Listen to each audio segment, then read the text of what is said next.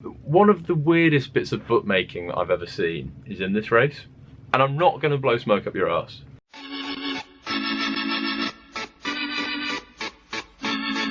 Welcome back to the Let's Talk Racing YouTube channel in association with Racing TV. I understand what you're thinking right now. You're thinking, where on earth are you? You look like you're in an attic. And we're not far from it. Unfortunately, due to work commitments, we've had to rearrange filming plans this week, and we're actually doing this on Tuesday afternoon. I know this is going out on Thursday morning, but we've not got decks for Friday, Saturday or Sunday yet. So the Cheltenham November Meeting preview is going to be a bit of a struggle. It is going to be a bit of a struggle, but unfortunately it's just the way it is, where you're travelling with work on Wednesday, I'm travelling on Thursday, so unfortunately there was just no way else to do it, and we've decided to have to make do, and it's makeshift at the moment. This is all a bit makeshift, but we're hoping it will still be very enjoyable. That's it. It's a slightly strange angle. You can probably see my scalp. It's not doing any favours to your hairline, is it? No, it's not. I genuinely look like I'm looking at the ceiling, which I kind of am, to be honest. The ceiling is there, but anyway, we're, again, makeshift, but we're making it work. Makeshift. We are going to be looking back on the week that has been, some really interesting performances that we need to talk about, heading towards those spring festivals. We've always got one eye on those spring festivals, and some of the horses who might be featuring at those are making their seasonal reappearance or their debut over hurdles in a bumper right now, so we need to touch on that. But all good other than that? Yeah, very good. Very good week of racing and very enjoyable, and good to see that like target of 400 likes last week was surpassed. Smashed. Which means that the Cheltenham Festival anti-post videos will start next week. Cannot wait. Absolutely cannot wait. Will we go Betfair Chase as well? Oh, another Betfair Chase. Will we go for another like target? Will we bang that one up? Do you reckon we could go another 100? Yeah, I think we'll go 500. 500.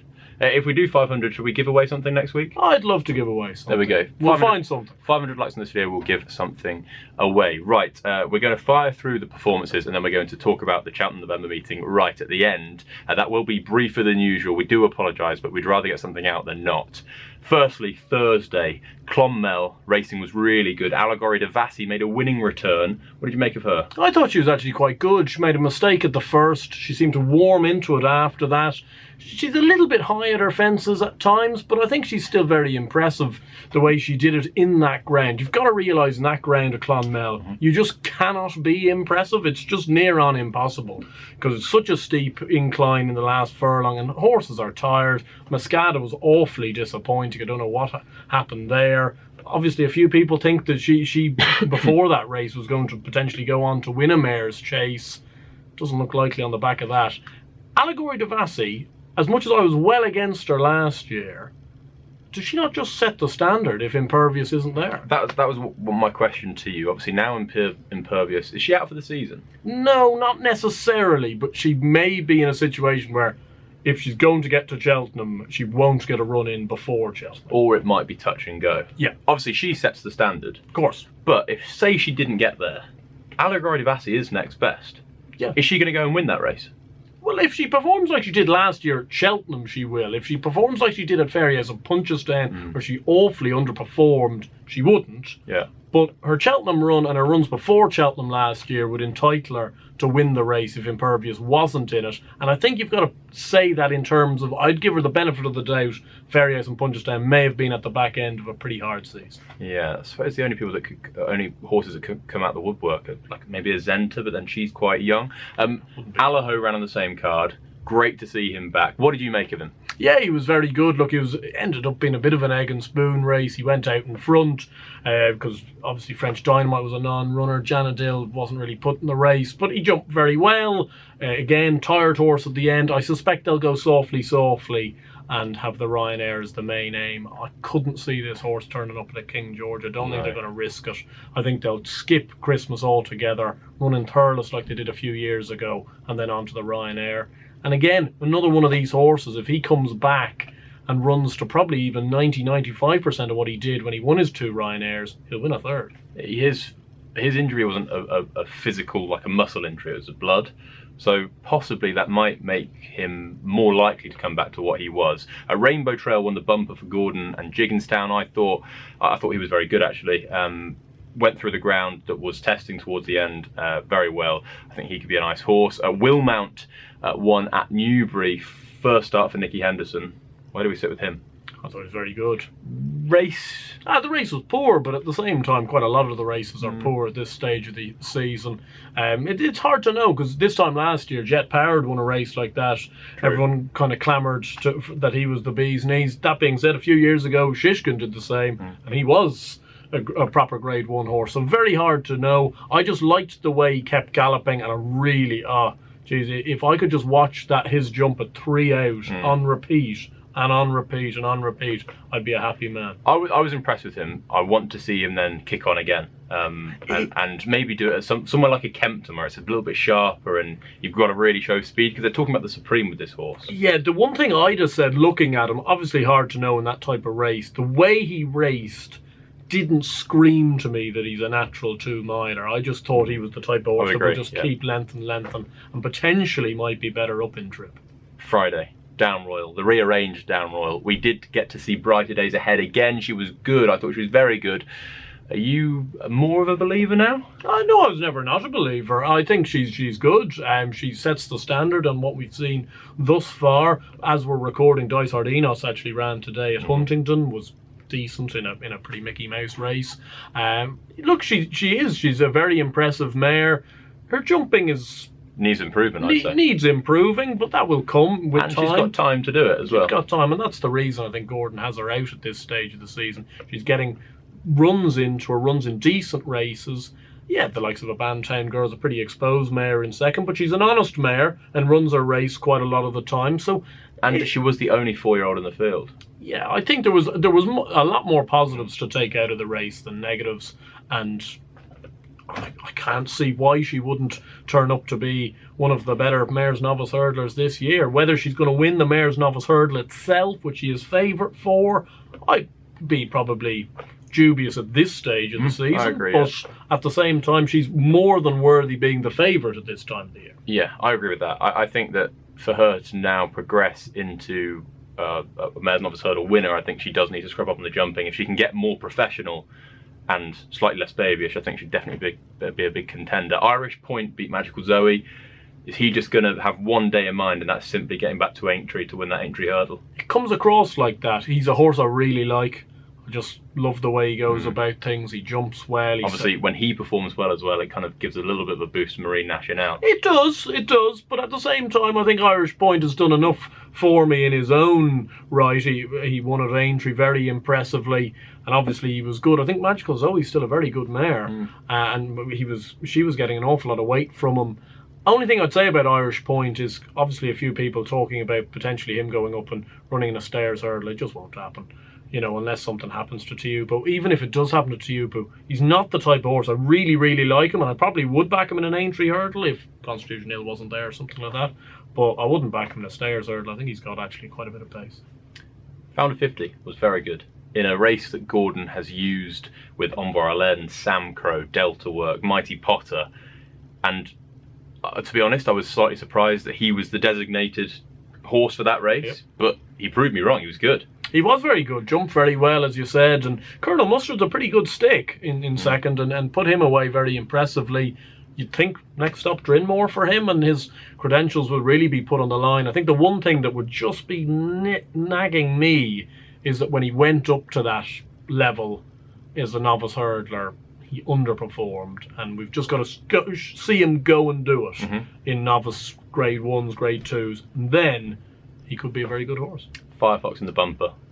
It was simply, for me, I think it was just fitness. They wanted to get a run into him before going hurdling. I think he's so exciting. 2.5 miles and hurdles. I think he's going to be a top-notcher. I really do. I suspect he's done more vigorous pieces of work at home than what he had to do at Down Royal. Yeah, he looked very good. On Friday, away from the Holden Gold Cup at Exeter, we had that exciting novices chase. We had Grey Dawning, Stay Away Faye. I'm really interested to get your opinion on this, because for me, I was really impressed with the attitude. I was actually really impressed with the jumping. But that part of the race where he was slightly outpaced, I know he had to make the donkey work, it was a slow pace. That would really frighten me with regards to a Corto Star. He got the job done. He beat good horses doing it. I think he's going to be a proper galloper. Like the John Frankham at Newbury's up his street. The RSA, I think, is up his street. I think he's going to have a much better chance of winning an RSA than he will at Kempton. I know he will come up against Irish horses and stuff like that, but for some reason, I just don't think he suits Kempton. I agree. I wouldn't be in a mad rush to back him at Kempton. That being said, I must say he's quickly turning into being near on my favourite Paul Nicholls horse. He's a proper boy, isn't he? Really like him. He's just an old school staying chaser. As you say, he jumps well. I think he's got a little bit more pace than people would give him credit for. I just agree with you in regards to Kempton just being a tighter track in general. I think he wants a slightly, longer straights, just a little bit more of a staying test over 3 miles. To put it into perspective, the following day we saw Nappers Hill win the Rising Stars at Wincanton. I think he's more of a Paul Nicholls Quarto Star winner than Stay Away Fair. I don't think he'll run in the race. I think Paul will try and keep them apart. But that kind I do get what you mean. That kind of nippier, he jumped really well, and I know you have to stay 3 miles to win at Kempton, but I always think that you need speed as well. You need kind of like a 2 mile 6 horse in my head. Well, you have like a Sham Blue that won the race. That kind of type, yeah. Nappers Hill would suit that a little bit more than me. I don't think he'd win it. At the moment, if they were all to run all the contenders, I think a Roko would be where I'd be. Yeah, compare Stay Away Fair and Nappers Hill. I think I get what you're saying. Nappers Hill's clearly a speedier horse. He's potentially got more traction around those types of tighter right-handed tracks. And I do think Stay Away Fair is a better horse. Don't get me wrong. I think he's got a higher ceiling. But there's just certain conditions, I think. Well, it was like a horse like Nappers Hill is never going to win a race around Cheltenham. No. Like, not in a million years. No. But Has he not won one? No, he hasn't. No, I don't think so. No. But no, I mean, like, I don't think he'll win a festival novice. Right, yeah. I don't think he'll win a Grade 1 open race at Cheltenham. I just don't see it. Because I think fundamentally, Nappers Hill's a very good horse, but he's fundamentally soft in my eyes. As for Stay Away Faye, couldn't be further from that. He's potentially, I think there's probably horses in Paul Nicholls' yard that may have more natural ability, but he will get the job done more than a lot of them. Because he puts his head down, he knows where the winning post is, and he's just growing up as a horse. Nappers Hill, he was so good in the jumping department. He was absolutely excellent, but is he not just the next Hitman? No, I don't see him like that. I don't think he's that soft. Because why does he turn? Why did he get beat by Unexpected Party then? What, in that novice chase at Chepstow? I think what was interesting is Paul said after that race, well after he won the other day, he said that a lot of people are scared for their novice chasers, especially to get beat. And Cobden came off Nappers Hill at the weekend and said, look, at Chepstow he got to the bottom of the straight. Skelson's horse was fit, had gone on, and he kind of said that with Unexpected Party's experience, Harry made use of him. He knew he wasn't going to win at the top of the straight, so he kind of looked after him rather than trying to push him all the way and end up being on the floor. So I agree. I think it was disappointing they got beat by Unexpected Party. I think if you ran them both again in the exact same conditions in a month's time, he'd absolutely wipe the floor. I know, I agree with that, but I think when you look at Nappers Hill's career as a whole, he's a good hurdler. I know, I understand that, but I'm not like Hitman has been placed in 3 or 4 Grade 1s. He's a very, very good horse, but he's the type of horse that still somewhat has a hole in him. And I just think if Nappers Hill gets punched around, that he will sack it in at times. And that's just a personal opinion. I'm more than willing to be proven wrong. I'm wrong an awful lot more times than I'm right. But he's just not the type of horse that does it for me. I think that's fair. I think he's got a very different attitude to racing than Hitman. I really don't think they're similar in that regard. On the same card, Horace's Pearl won the bumper under a penalty. I think he's good for Fergal O'Brien, one to watch definitely. Talking of 3 mile novice chasers, Giovinco stood on his feet, although didn't have to jump, I think it was 9 fences removed. So he didn't have to jump 9 at Aintree, only had to jump 10 rather than 19. It turned into a sprint. He got the job done under the circumstances. I thought you can mark his performance up for that. I don't think you can learn much. I think we expected him to be the best horse in that race, and now it's just about where he builds from this. Yep, I agree. He is a very good horse, but he would have wanted to have beaten the horses he did in the manner that he did.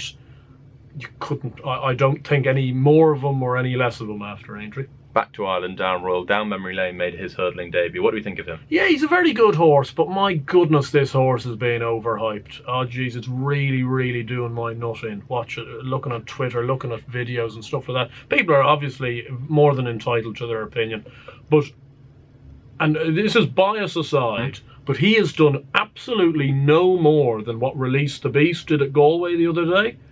Incredibly ordinary maiden hurdle, and he's won by a few lengths on the bridle. Like, what does that mean? Like, I'm the only man, well, me and also the people I'm paying to talk about Release the Beast are the only people that are mentioning him, and yet this horse is being backed for multiple Cheltenham Festival races on the back that, oh, well, Derek O'Connor didn't come off the bridle.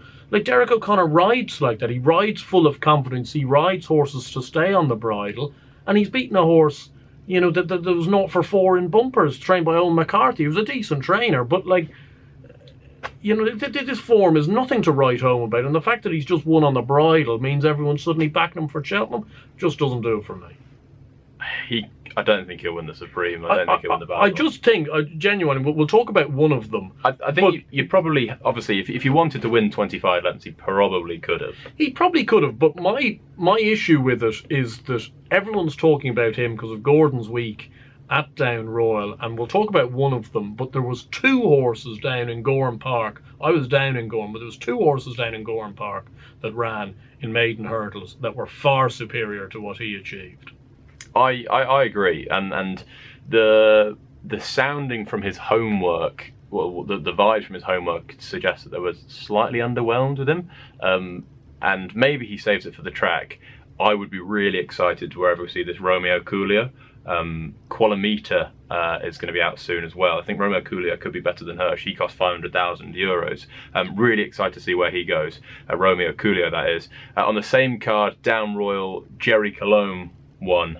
To be honest, mate, at the bottom of the straight, I went, oh my goodness me, what's happened here? Yeah. Suddenly, and I think it's important to note as well, I do think that Jack was probably on the wrong side of conflated. Sam Ewing on pretty much the whole way around. Because he kept going out to his left and he kept being the wrong side. And at the bottom of the hill, it almost cost him the race because he then veered violently out to his left, jumping, and then Jack had to almost take a pull, go right, go up again. And I do think that you could probably mark it up. Obviously, he hadn't had the fitness edge. All 3 of them had the run. And he got the job done, and he was staying on. He's just one of those horses, again, I think I've said this a couple of times. If he was to get beat in an Irish Gold Cup, I wouldn't be surprised one bit. Where we're going to see him at his very best is in a proper end-to-end gallop in a Gold Cup with that extra 2 furlongs. He's going to love it. He is going to love it, yeah. And you can't knock the fact that he keeps winning races. No. You know, obviously, other than the RSA, but we'll get over that. Mate, but he's a very good horse in that regard, and I've probably been snippy about him. Let's be honest. I thought he was good on the weekend. I thought he did very well to win in the circumstances. I think there was every opportunity for him to not win the race, and he did win the race in the end, which is a testament to him. I do agree about the Gold Cup. I could see this horse finishing ahead of Brave Man's Game in a Gold Cup, but Brave Man's Game will be the reason that Jerry Colombe won't win the Gold Cup. If you get me? Why? Because Brave Man's Game will ensure, because he jumps so well, and he's got so much natural pace. I think he's probably the quickest horse that's going to line up in a Gold Cup this year. He's going to jump so well, and your man hits flat spots. Yeah. And he's going to hit a flat spot in the Gold Cup, and he could well outstay Brave Man's Game into the frame, but Brave Man's Game going that pace will be the reason I can't see him winning the Gold Cup. I look at a Gallopin Des Champs, and I think on talent and everything, Gallopin Des Champs is a better horse than Jerry. The thing I see in a Gold Cup, if Gallopin is back to where he was, obviously Gold Cups can take lots out of horses. He's got to come back and prove it. I think he will. I can see Jerry being outpaced down the hill. I think that's almost certain, especially when you've got horses as speedy as Gallopin and Brave Man's Game in the race. But I would hate to be Paul Townend 2 lengths clear jumping the last if Jerry's the horse behind him. Potentially. that kind of, if they've got a real gallop and he is there in the frame jumping the last, I don't think there'll be a horse finishing better than him. Yeah, I agree with that. And he would want it soft or heavy ground. I could see him potentially winning a heavy ground Gold Cup. Right, we did touch on those horses that you saw at Gowran Park. Firstly, good day? Yeah, really good day. I was lucky enough, me and my dad got to go down to Paul and James. Oh, any nuggets? A few, actually. Unfortunately, one bad nugget that I'm going to have to tell people because it was in the Horses to Follow videos. A horse called He's My Hero. Obviously split Mirazur West and Mahon's Way, which is looking very good form at the moment. Mahon's Way won on the weekend, but he is out for the season. He's got a leg injury, which, to be honest, I didn't obviously know about it. I went down, I said it to James Nolan. I was there, James, what's happened to He's My Hero? Poor old James nearly was in tears telling me about him. You know, it was just one of those. But no, plenty of decent, nice young horses. You got to see Il Atlantique. I did get to see Il Atlantique. And he won. At Gowran Park. Talk to me, was he good? Yeah, he was very good. He went, I think, again, a horse that you can very much upgrade on what he did. Okay. Just on the fact that they went a good clip given the ground conditions. Gordon's horse that ran in the Champion Bumper, No Time to Wait, went with him all the way. He finished absolutely drunk jumping the last and was 30 lengths beat. Il Atlantique kept going. I think he probably needs a step up in trip. I think Paul Townend alluded to that after the race, but I think he's a very professional horse, a very good horse. I think what's interesting with him is how he's going to be campaigned this season, because Willie's already mentioned Ballymore or Albert Bartlett. I agree. I think he's going to struggle to have the turn of foot over two. What I like about him is he's the first one of Willie's really big ones to have come out. Yep. Therefore, I see a world, and maybe go back to Sir Gerhard and horses like that, or Facile Vega, where Ballyburn makes his hurdling debut over 2 miles at Leopardstown at Christmas. Like, we wait that long to see him. And Il Atlantique at that point would have ran in a maiden and probably would have run before. So I'm just thinking of something like the Lawlers of Naas Grade 1. Is he going to be kind of like a ready-made horse for a race like that? In comparison, because he probably would have had 2 runs rather than just the 1. And if Ballyburn runs at, say, at Christmas, we're definitely not going to see. Yeah, no, I agree with that. And I think this will be a very, very nice horse. I think it'll be a better horse over a fence. I know it's a complete, it's an ordinary comparison given, you know, the how the horse looks and the colours he's in, but he genuinely does remind me of an Ergamine slightly. And it wouldn't surprise me if he's almost a 2-miler over fences in soft ground, jumps well out in front. I think he was very, very good at Gowran. I just want to make a special mention to the other horse that won the maiden hurdle, Beckett Rock, for Henry de Bromed. I thought that was a very smart performance as well. I think they'll probably take it softly this year. Certainly one for everyone's tracker. Sunday, Naas. Lots of good horses on show. Slade Steele won his maiden hurdle, beating King of Kingsfield. I remember I messaged you in the morning. I was like, I feel kind of CEO of King of Kingsfield fan club. I think I've left it. I've resigned. Yeah. But I feel like I know him almost as much as anyone, maybe other than Gordon Elliott and a few others. And I messaged you in the morning. I was like, how on earth this horse 6-4, 7-4, and Slade Steele's 4s, I think, at that point. And the King of Kingsfield only got shorter. He only got shorter. It went off 11-8 or something like that, even shorter than that. And he was beaten. Slade Steele was good. I think Slade Steele will be better at going up in trip, 2.5 miler proper. But he's really, really smart. I was impressed with him. Where do you sit with him? Yeah, no, very good horse. Yeah. I think him and Mahon's Way, who we'll touch on as well. What do you think of him? I thought he was very good as well. I think they will probably be Henry's 2 best novice hurdlers this year. He kind of alluded to that in his interview. I think both of them were good. Slade Steele's probably looked a little bit more visually impressive, but that being said, Mahon's Way was a little bit more like Il Atlantique, where he was on the pace on a pretty strongly run race, and everything else that was on the pace fell away completely. It was set up for closers, and he still won. So I think he's definitely one that we can mark up. Dino Blue won. Sir Gerhard came down. Would he have won? I actually think Sir Gerhard would have won. Yeah, I don't know why I say that. I just thought, jumping 2 out, that Paul Townend definitely had Jack Kennedy covered. And Jack Kennedy's only been beaten a length on Phil Dore. So therefore, by that admission, he surely goes close. I thought Dino Blue would put more between herself and Phil Dore, personally. Now, Willie was saying he was very impressed and that she'll come on plenty for that fitness-wise. She's a terrific jumper. I don't think she'd stay in a cart in a mare's chase over 2.5. Though I think she's an out and out 2 mile. We saw Corbett's Cross running the same silks, making his chasing debut. Was beaten by Grange Clare West. What do you take from that beginner's chase? Because there's lots of people saying they want to see Grange Clare West do it again, and I understand that given what he's done after good performances last season. Some people may be slightly disappointed with Corbett's Cross. Yeah, I would have been actually. He didn't jump very well. He skewed it a few. Didn't really get into any type of rhythm. Very hard to know. I suppose we're slightly second guessing with Emmett Mullins and JP how the horse is going to be campaigned, where the end goal is. I would like to think it's very hard because a trainer like Emmett Mullins is absolutely tremendous. But this is near on his first like Grade 1 horse that he's had to campaign. And I just wonder, like, I kind of get the impression with him it's going to be a little bit like Pat Kelly with Presenting Percy. We could see Corbett's Cross in the most outrageous of races. He'll be carrying top weight and handicaps, then he'll be running the Galmoy Hurdle, and then he'll rock up in an RSA. Like, he's kind of that type of... I see that potentially happening. I thought the winner was good. I would agree, though, he needs to back it up. And the second that horse would win a beginner's next time. What was the one horse you took from the weekend? Or those 4 days? I would say visually, I'd probably bias of being at the track, Genuinely Ill Atlantic.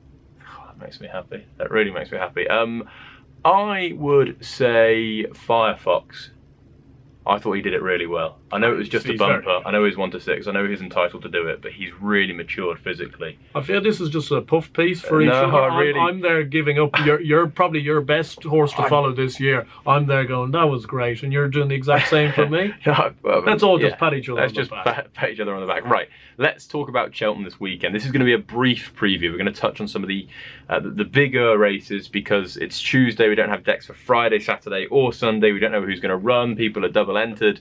It's a car crash at the moment, but unfortunately we just wanted to get a video out.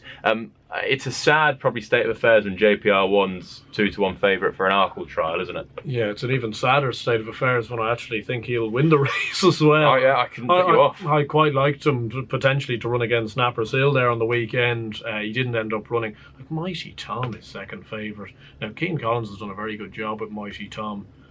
But my lord, like, how is he second favourite for a Grade 2 novice chase is beyond me. Just beyond me. 2.5 mile Grade 2 Hyde Novices Hurdle then. I think it's called the Trusted Trader. TrustedTrader.com.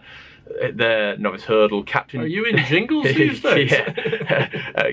Captain Teague runs here. And I know he's even money, and I know it's a skimpy price, but he's better than any of these. Yeah, he is. I know your lad's in there, Kimbara. Yeah, I think he'll run because he's not entered in anything else this weekend. So I think if it's decent enough ground, he'll run. My only worry with him is probably dropping back to 2.5. He didn't jump very well at Cartmel the last day, and obviously he's won at Wexford and Cartmel. It's a completely different kettle of fish. Just strikes me like Captain Teague will probably do very similar to what Hermes Allen did in the race last year. Go forward, jump well and win the race. I'd be very happy if Kimbara ran against him. If he came second and was like potentially staying on, maybe beating 5 or 6 lengths, I would think that was a very good run. On the following day, we got the Paddy Power Gold Cup. One of those races where I look forward to it every year. The first from a big handicap of the season for me. A Stage Star, the winner of the Turners, is in there. The Real Whacker, the winner of the RSA, is in there. An Expected Party beat Nappers Hill. Not long till May. Fugitive. Il Ridoto won't be winning this time, unfortunately. Angel's Breath. What would you do if Il Ridoto did win? He won't. What would you do then? He won't. He won't. He was back today. I think he's 12 into 9s. I can't have him at all. I think he's just one of those horses that's so tricky. So tricky to ride. And I genuinely think Harry Cobden's probably the only man in the country who could get him to win at Cheltenham, considering he's been there 5 times with him. Yeah. And I just think this might be a task too big for Freddie Ginger. I know he claims 7. I know he's effectively running off 137, but I think he'd need to be off 120, given how quirky he can be. Yeah. I came down on 2. Do you know how Cool Cody often goes off from the front in a race like this, and it suits him? I think a really classier version, please don't ever think I'm comparing this horse to Cool Cody, I just have, is the Real Whacker. I think there is a world where he just goes on and is simply just the classiest in the race and sees it out. He's won the Dipper over 2.5. He's won the RSA beating Jerry over 3, albeit I think maybe if you ran that race 10 times, Jerry might win 7 or 8. Yeah. That's my personal opinion. Don't kill me. I know there's people that disagree. But I just think that there is a way he gets into a rhythm out the front, and Sam Twiston-Davies just goes and wins it on him. Sam has definitely turned down a few interesting rides in this race as well to ride him. No surprise, but obviously Torn and Frayed's back for his dad, and Angel's Breath for Sam Thomas. I think he'd have got the ride on that if he wanted it. I think that's interesting.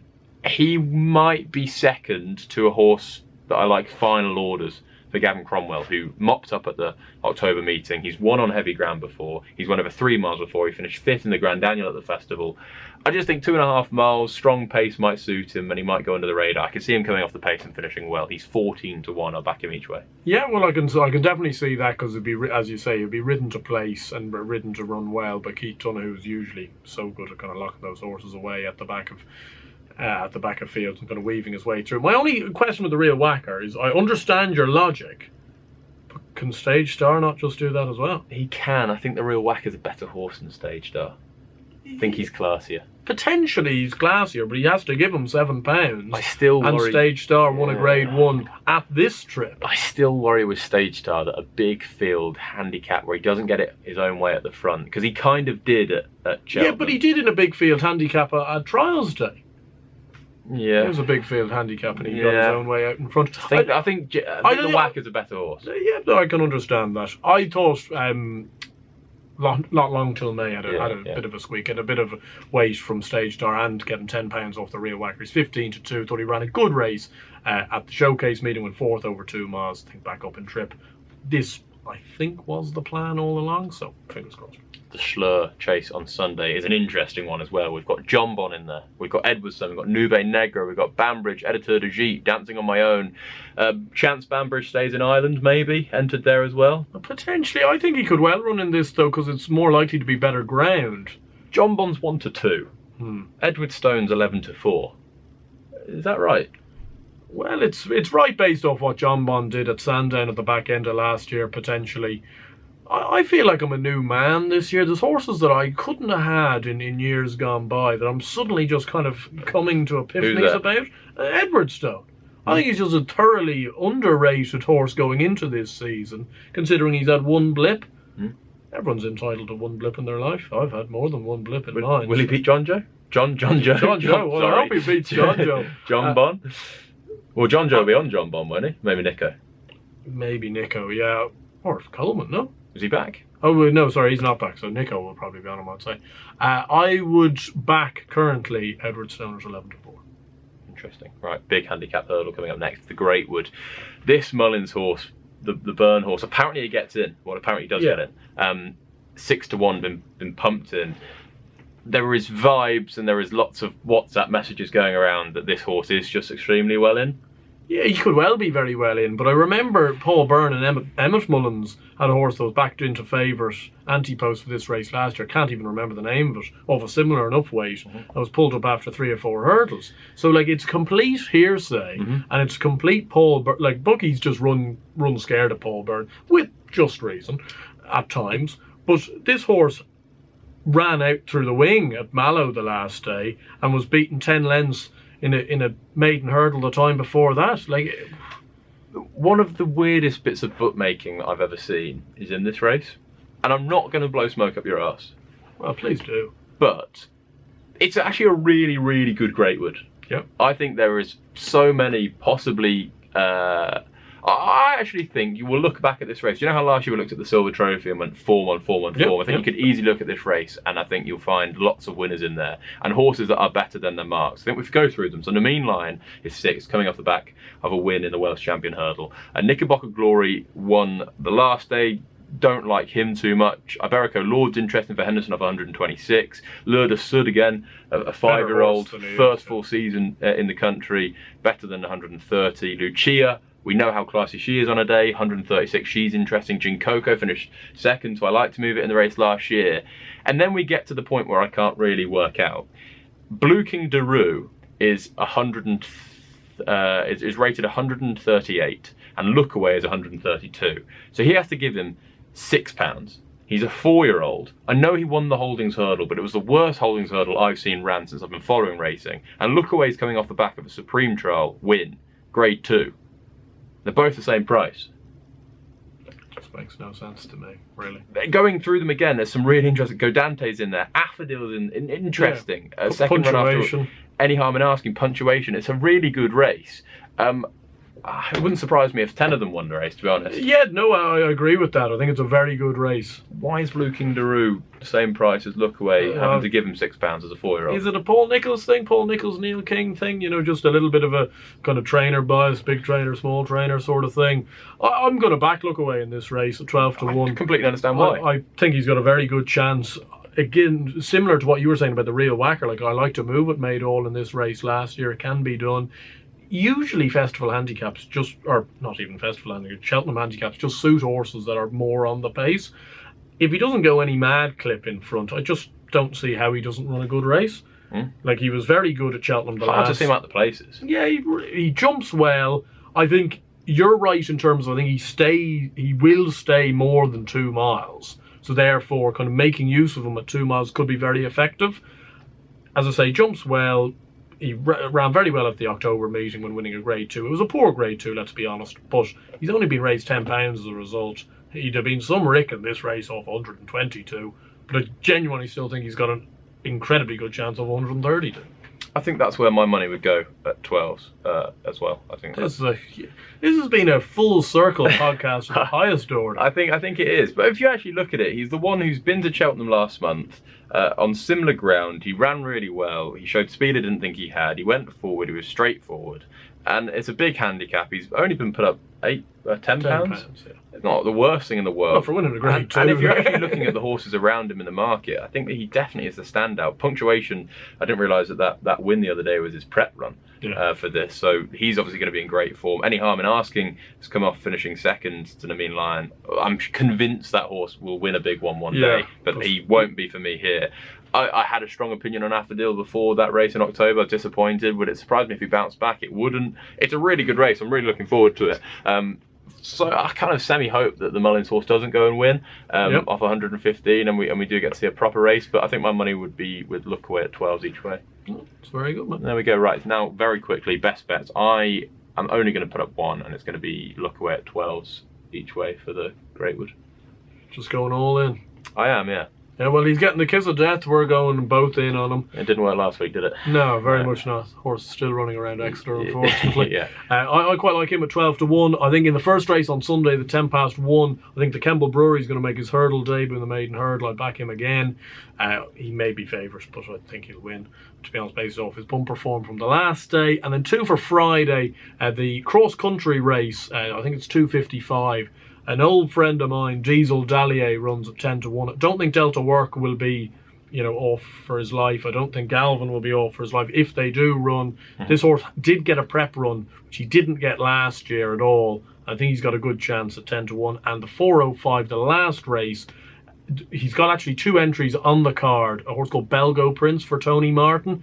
Tony Martin had a very good November meeting last year. He brings a few over this year. I think this is a good horse. He's well handicapped on his flat form. And he's got a big hurdle pot in him. I have 2. The last one would be Firefly in the bumper on Sunday. A horse who I put up as a horse to follow. I expected him to go hurdling straight away, but Paul said 3 months ago this was the plan. That's fair enough. I think he's got a very good chance in that list. I also should mention, not a best bet or anything, but in the mayor's listed bumper, I have 1% of Sharp Object. And she's had a great chance, hasn't she? Fingers crossed she runs well. There we go. We do hope you enjoyed this video. If you do, please hit that like button, subscribe to the channel if you haven't already, and 500 likes, and give something away next week. We'll see you then. Cheltenham Anti-Post, episode 1.